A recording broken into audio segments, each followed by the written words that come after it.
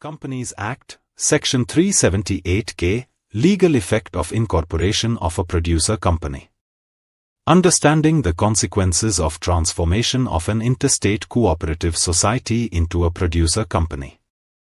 The Companies Act, 2013, under Chapter XXIA, provides a legal framework that enables certain interstate cooperative societies to convert themselves into producer companies. Section 378K specifically deals with the direct impact of such transformation on the membership structure of the cooperative society and ensures continuity of shareholding in the newly formed producer company.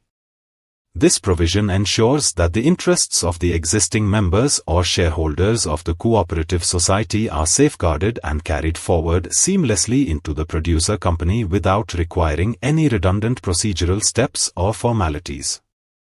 1. Definition of the date of transformation. The section introduces the concept of the date of transformation, which is crucial in determining the point from which the new legal status of the entity and its members takes effect. The date of transformation refers to the date on which the interstate cooperative society is officially registered and incorporated as a producer company under the provisions of Chapter XXIA of the Companies Act, 2013, particularly under Section 378J. This date acts as the legal transition point, after which the entity ceases to be governed by cooperative laws and instead becomes subject to the regulatory framework and operational principles applicable to producer companies. 2. Automatic transition of shareholders. Upon such transformation, every person who was a registered shareholder or member of the interstate cooperative society immediately before the date of transformation shall, by operation of law, be deemed to have become a shareholder of the newly formed producer company. This legal deeming provision ensures that shareholders do not need to reapply or take any additional steps to assert their ownership in the producer company. The process is automatic, smooth, and without interruption to the shareholder's status. There is no loss of membership rights during the transition from a cooperative society to a producer company.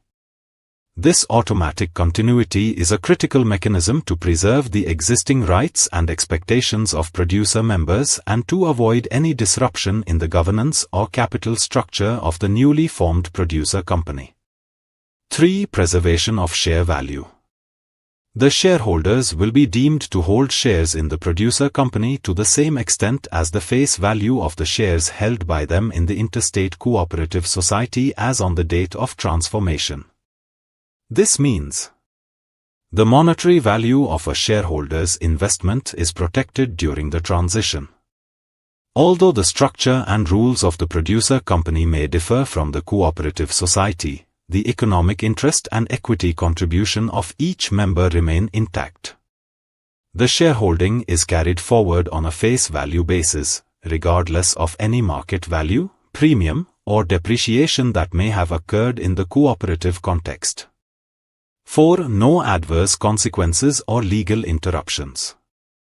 Importantly, this transition to a producer company under Section 378K does not impose any penalty, liability, or obligation on the existing members solely due to the transformation.